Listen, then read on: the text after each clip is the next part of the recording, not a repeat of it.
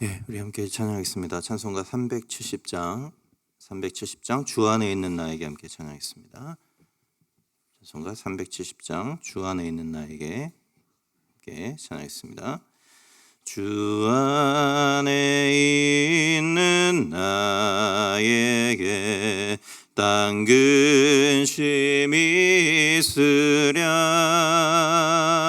십자가 밑에 나가 내 짐을 풀었네.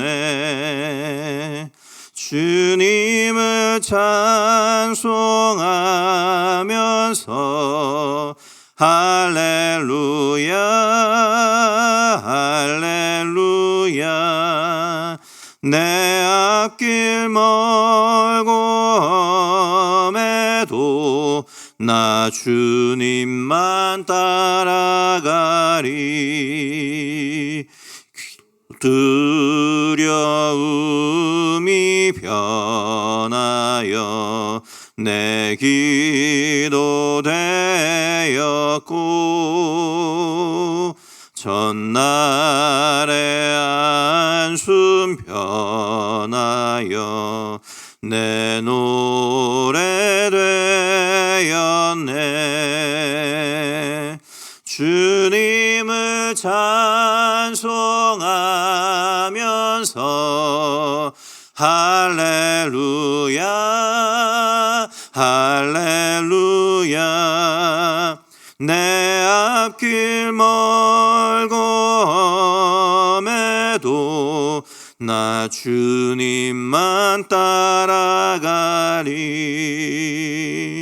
내 주는 자비하셔서 늘 함께 계시고 내 궁핍함을 아시고 늘 채워주시네. 주님을 찬송하면서 할렐루야 할렐루야 내 앞길 멀고 험해도 나 주님만 따라가리. 내 주와 맺은 언약은 영불변하시니 그 나라 가기까지는 늘 보호하시네.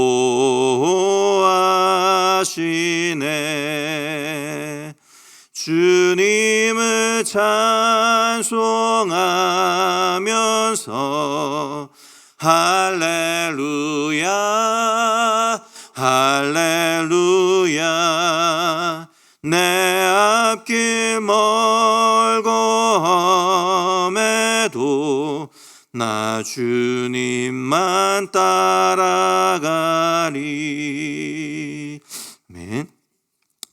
사랑해 주님 감사를 드립니다. 오늘 하루도 우리의 삶을 주님 안에서 인도하여 주시고 새로운 하루의 시작을 주님 앞에 기도하며 찬양하며 엎드려 말씀을 들음으로 시작하게 하심을 인하여 감사를 드립니다. 하나님, 주님 안에 우리가 거하고 주 안에 주님의 놀라우신 사랑 가운데 우리가 거하고 있음을 기억하는 하루가 되게 하여 주시고 오늘 하루의 모든 삶을 살아갈 때에 하나님 주님과의 그 친밀한 교제 가운데 주님 감사와 기쁨으로 살아가는 저희들 될 수 있도록 주께서 함께하여 주시옵소서. 이 시간에 주의 말씀을 듣고 그 말씀을 붙잡고 기도로 나아갈 때에 성령 하나님 우리 각 사람 가운데 임재하여 주시고 하나님 오늘 하루를 시작할 때에 주님의 음성을 듣고 시작하는 저희들 되게 하여 주시며 이 음성을 따라서 오늘 하루도 주님이 기뻐하시는 아름다운 삶을 살아나가는 저희들 되게 하여 주시옵소서. 이어지는 모든 시간 가운데 함께 하실 주님을 찬양하며 예수님의 이름으로 기도하옵나이다. 아멘. 오늘 함께 나눌 말씀 우리 욥기 42장입니다. 욥기 42장 1절에서 6절 말씀 욥기 42장 1절에서 6절까지 말씀 찾으셨으면 제가 봉독해 드리도록 하겠습니다. 욥이 여호와께 대답하여 이르되 주께서는 못하실 일이 없사오며 무슨 계획이든지 못 이루실 것이 없는 줄 아오니 무지한 말로 이치를 가리는 자가 누구니까. 나는 깨닫지도 못한 일을 말하였고 스스로 알 수도 없고 헤아리기도 어려운 일을 말하였나이다. 내가 말하겠사오니 주는 들으시고 내가 주께 묻겠사오니 주여 내게 알게 하옵소서. 내가 주께 대하여 귀로 듣기만 하였사오나 이제는 눈으로 주를 배웁나이다. 그러므로 내가 스스로 거두어드리고 티끌과 제 가운데서 회개하나이다. 아멘. 저에게 오래된 친구 한 명이 있는데요. 나름 신실하게 신앙생활을 하고 나름 선하게 또 착하게 살아가는 그런 친구입니다. 근데 작년에 제가 연락을 주고 받으면서 그 친구가 이제 이혼을 하게 되었다는 사실을 알게 되었습니다. 근데 이혼을 한 사유가 좀 충격적이었어요. 저 개인적으로는 그러니까 결혼한 지 20년이 다 됐는데 이제서야 신혼 초반에 한 수년간 자기 와이프가 외도를 했다라는 사실을 이제서야 우연치 않은 기회에 알게 된 겁니다. 그래서 이제 그걸로 인해서 다툼이 심해지고 하다 보니까 그것을 극복하지 못하고 결국은 이혼을 하게 된 것이죠. 그런데 이제 규책 사유가 부인에게 있기는 하지만 너무 오래된 일이고 증거를 찾을 수도 없고 뭐 이런 이유 때문에 이제 이혼을 하면 공동 명의로 되어 있던 자기의 아파트를 팔아서 절반을 부인에게 나눠 주어야 되는 상황이 됩니다. 근데 한국의 그 부동산 경기가 되게 이렇게 어려웠고 아무도 집을 사지 않는 상황이 되다 보니까 온갖 대출을 다 끌어받아 가지고 그 나머지 절반을 아내에게 이제 주는 것이죠. 그리고 나서 또 하필이면 또 그 기간 중간에 자기가 이제 오래 다니던 회사를 퇴직을 하고 새로운 비즈니스를 시작을 하게 되었는데 마침 탄핵 사건이 터집니다. 그러면서 이 환율이 막 치솟기 시작해요.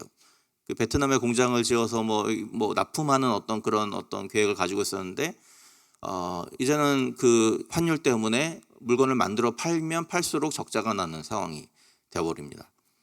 그러니까 이 친구도 그냥 가만히 앉아서 매달 수백만 원씩의 적자를 메워가야 되는 상황이 갑자기 생기게 된 것이죠.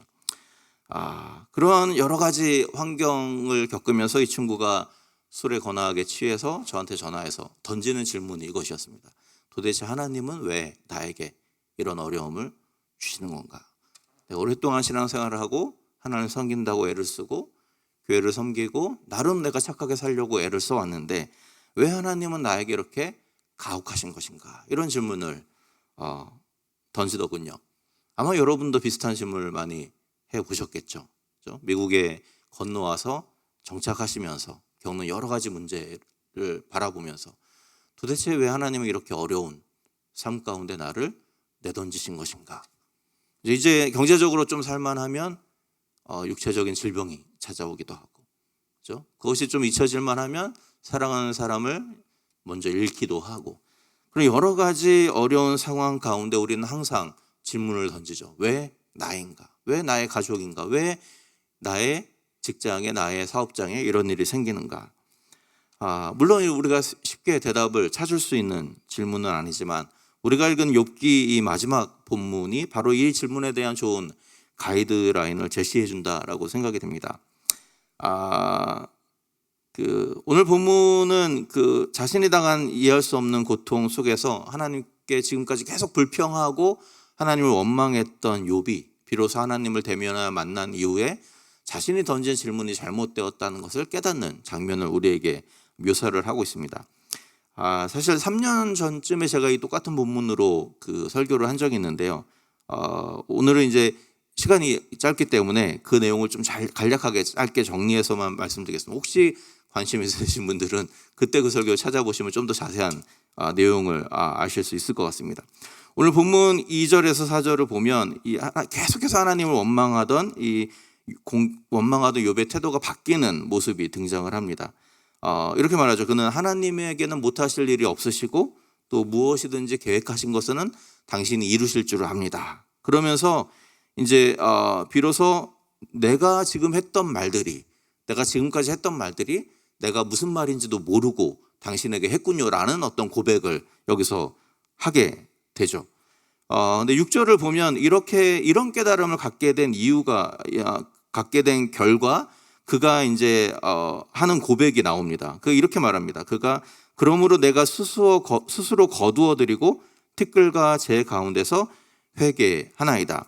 이 본문을 좀 올바로 해석하려면요, 이 6절의 번역을 좀 다시 우리가 생각을 해봐야 되는데, 왜냐하면 이 한글 번역이 원문의 의미를 좀 제대로 담지 못하고 있기 때문에 이 번역 문제를 좀 생각을 해볼 필요가 있습니다. 우선 스스로 거두어 드린다라는 라에 사용된 원래 히브리어 단어는 무엇을 거부하다, 거절하다 또는 철회하다, 이런 어떤 의미를 가지고 있습니다.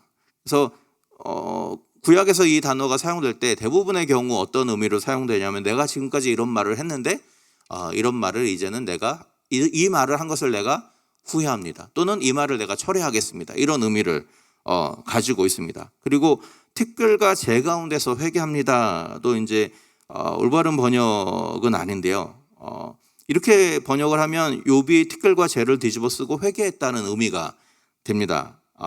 그런데 히브리어 원문에서 보면 우선 티끌과 재 가운데서라고 번역된 이 원래 전치사의 의미는 뭐뭐에 대해서라는 의미를 가지고 있습니다. 그래서 티끌과 재 가운데서가 아니고 티끌과 재에 대해서 이렇게 번역하는 게 맞고요. 회개하다라고 번역된 이 히브리어 동사, 이 나캄이라는 동사인데, 이거는 원래 후회하다 이런 의미를 가지고 있고요. 뭐뭐에 대하여라는 전치사와 함께 쓰인 경우는 예외 없이 구약의 뭐뭐에 대한 생각과 입장을 바꾸다, 이런 의미를 가지고 있습니다. 그래서 따라서 종합을 해보면 이 구절의 올바른 번역은 이렇게 됩니다. 이제 내가 스스로 했던 말을 철회하고 티끌과 재에 대한 나의 생각을 바꾸겠습니다, 이런 의미가 됩니다. 이제 문제는 티끌과 재에 대한 나의 생각이 무엇인가인데요. 티끌과 재가 같이 구약에서 나올 경우에는 주로 인간의 연약함과 유한함을 비유적으로 표현하는 경우로 많이 쓰입니다. 그래서 창세기 18장 27절에 보면 아브라함이 말하기를 나는 티끌이나 재와 같사오니 감히 주께 아뢰나이다. 티끌과 재가 인간의 연약함을 가리키는 비유적인 단어로 사용되죠. 욥기 30장 19절에도 마찬가지입니다. 하나님이 나를 진흙 가운데 던지셨고 나를 티끌과 재 같게 하셨구나. 그러니까 아무것도 아닌 존재처럼 나를 만드셨구나. 이런 비유적인 표현으로 욥기에서 또 사용이 됩니다. 자, 그래서 두 구절 모두 문자 그대로의 티끌이나 재를 말하는 것이 아니고 인간의 연약함, 유한함을 비유적으로 표현하죠. 그렇기 때문에 이 오늘 본문에서의 이 구절도 동일한 의미로 번역을 하는 게 좋겠습니다. 이런 내용을 종합해서 42장 6절을 다시 번역하면 이렇게 됩니다. 내가 지금껏 한 말을 철회하고 티끌과 재처럼 별 볼 일 없는 나의 인간적인 관점에 대한 나의 생각을 바꾸겠습니다, 이런 의미가 되는 것이죠. 그러니까 하나님을 만나 뵙고 하나님의 전능하심을 깨달은 욥이 지금까지 자기가 고집해왔던 인간적인 생각, 인간적인 관점을 이제는 바꾸게 됐다라고 고백하는 장면인 것이죠. 그래서 이제 우리가 살펴봐야 될 것은 두 가지입니다. 그가 그동안 가지고 있었던 인간적인 관점이라는 게 무엇인가 하고, 그런 인간적인 관점이 무엇 때문에 바뀌게 되었는가, 이 두 가지를 살펴볼 필요가 있습니다. 먼저 욥이 견지하고 있던 인간적인 관점이라는 것은 욥과 욥의 친구들이 공유한 일종의 인간적인 세계관을 말하는데요. 이것은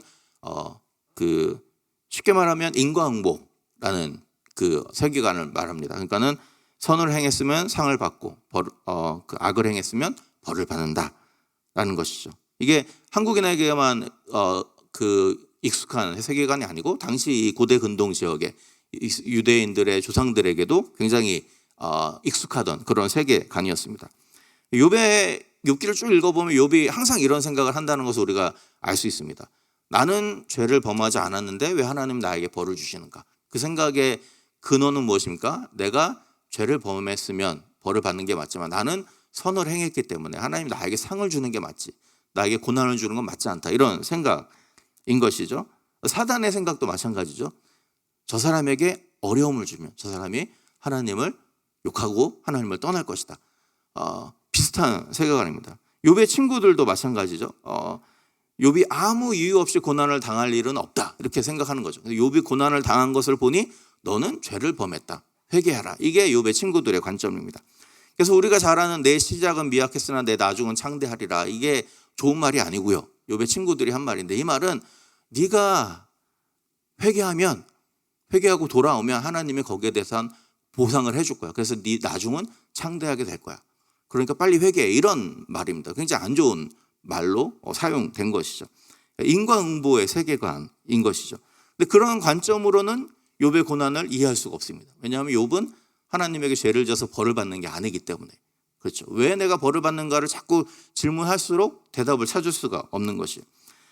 그럼 욥은 어떻게 이런 인간적인 세계관을 극복하게 되었는가? 오늘 5절을 보면 그것에 대한 단서가 나오죠. 내가 주께 대하여 듣기만 하였으나 이제는 눈으로 주를 배웁니다. 다시 말하면 자신의 고통 가운데 신음하면서 때로는 자신의 태어난 것을 저주하기도 하고 하나님을 원망하기도 하고 했던 그 욥의 생각이 바뀐 계기가 뭐냐면 하나님이 그를 직접 만나 주셨기 때문이라는 것입니다. 그리고 그때 하나님의 음성을 들려주셨기 때문이라는 것이죠. 그러면 하나님으로부터 들은 음성이 도대체 무엇이었길래 그의 깊은 인간적인 어떤 그의 세계관이 바뀌게 된 것인가? 이것을 우리가 알기 위해서는 이 앞에 나와 있는 38장부터 41장에 나와 있는 하나님이 욥을 만나서 욥에게 직접 하신 말씀이 무엇인지를 우리가 좀 살펴봐야 됩니다. 우리가 시간 관계상 이걸 다 볼 수는 없고요. 간단하게 얘기하면 두 가지를 이야기합니다. 첫 번째는 하나님께서 38장에서 39장에서 네가 자연 세계에 대한 이야기를 쭉 하세요. 그러면서 네가 하늘의 기초가 세워질 때 네가 거기 있었느냐? 밤과 낮을 구분하고 별들을 그 자리에 있게 할 때 네가 한 일이 무엇이냐? 뭐 이런 질문을 쭉 합니다. 그럼 뭐 욥은 모르죠. 예.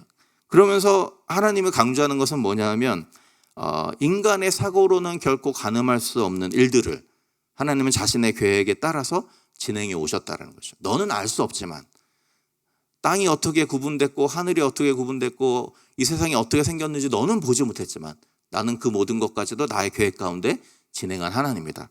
그러니까 인간의 생각이 미치지 못하는 모든 것들을 주장하시는 하나님에 대해서 말씀을 하는 거죠.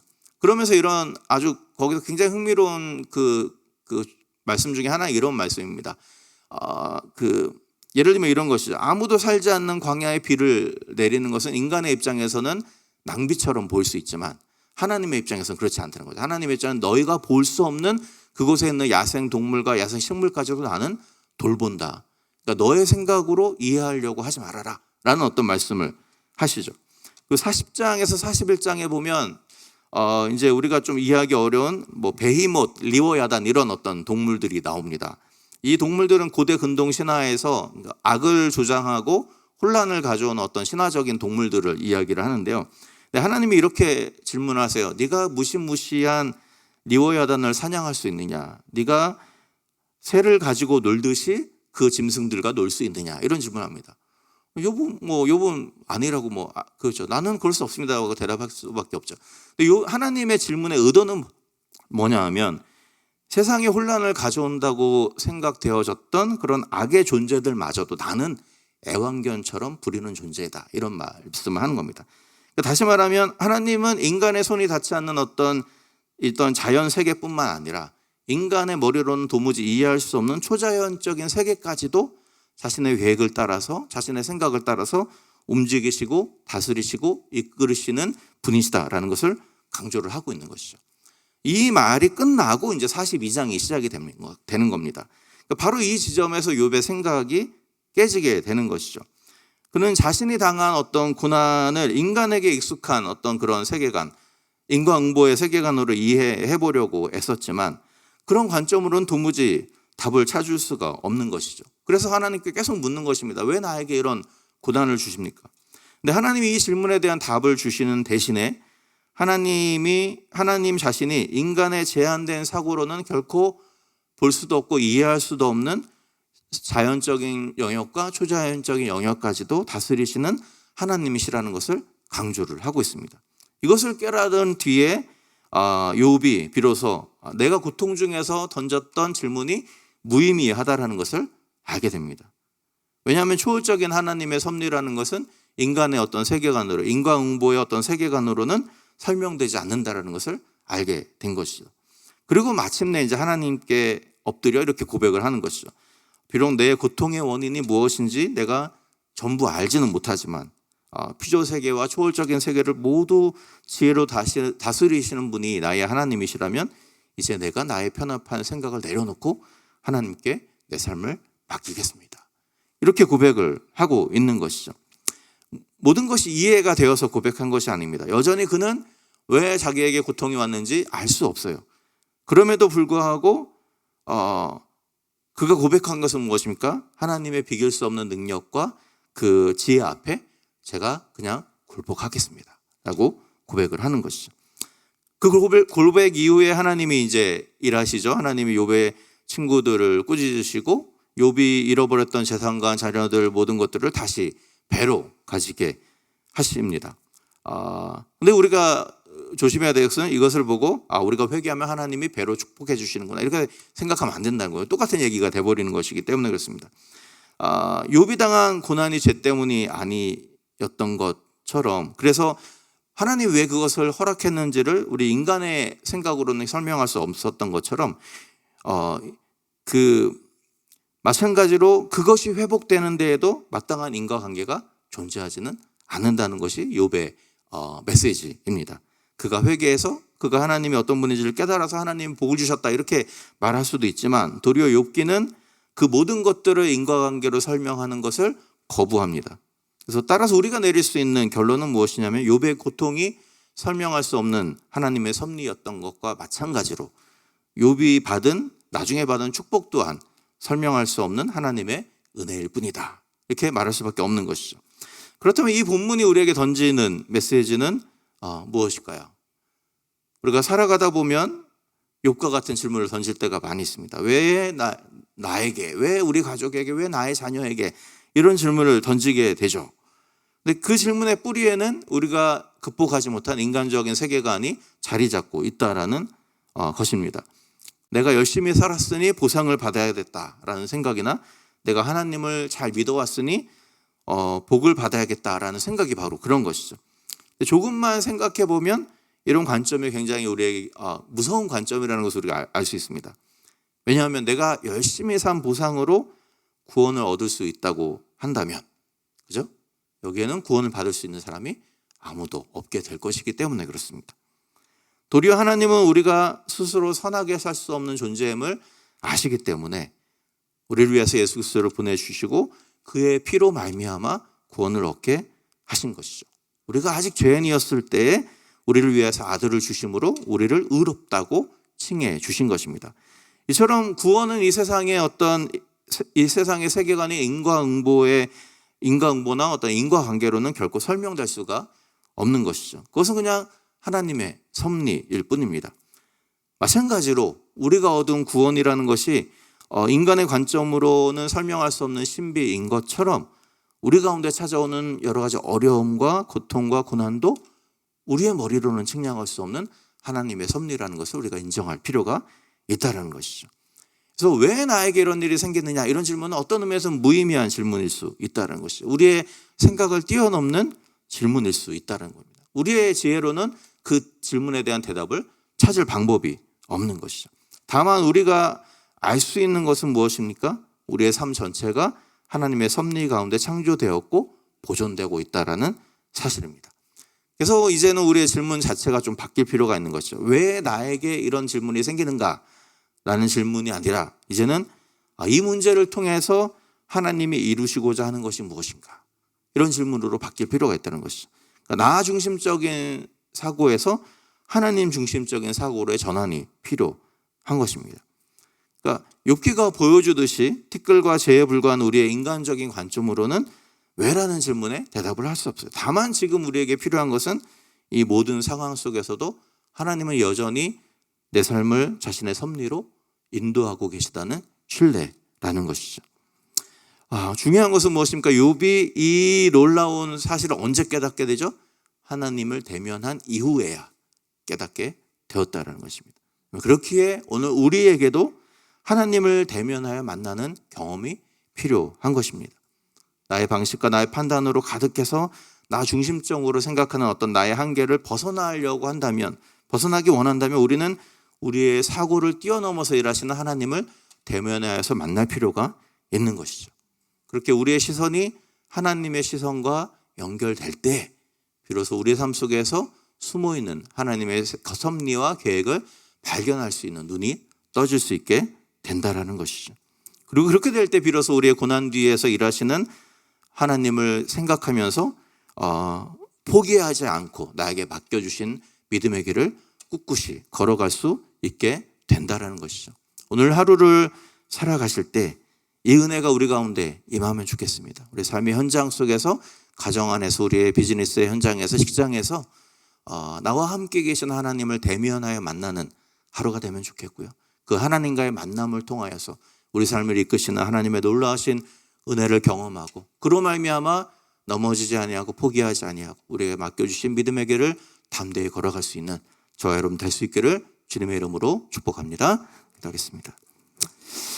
사랑하는 주님, 오늘 욥기의 마지막 장면을 통하여서 하나님, 우리가 오랜 우리의 삶의 현장 속에서 던져왔던 왜라는 질문들이 얼마나 무의미한 질문인지를 다시 한번 생각하게 됩니다. 하나님, 때론 우리의 삶 가운데 하나님을 믿는 우리의 삶의 여정에, 신앙의 여정에 수많은 어려움들을 당하게 되고 고난을 당하게 되고 그로 인하여서 아픔과 고통 가운데 머물게 되지만, 하나님, 그러나 그 모든 것들이 어떤 인과관계로 설명될 수 있는 것들의 그런 것들이 아니고 오직 하나님의 섭리와 우리가 알 수는 없지만 하나님의 계획하심의 일부인 것을 우리가 이제 고백하기를 원합니다.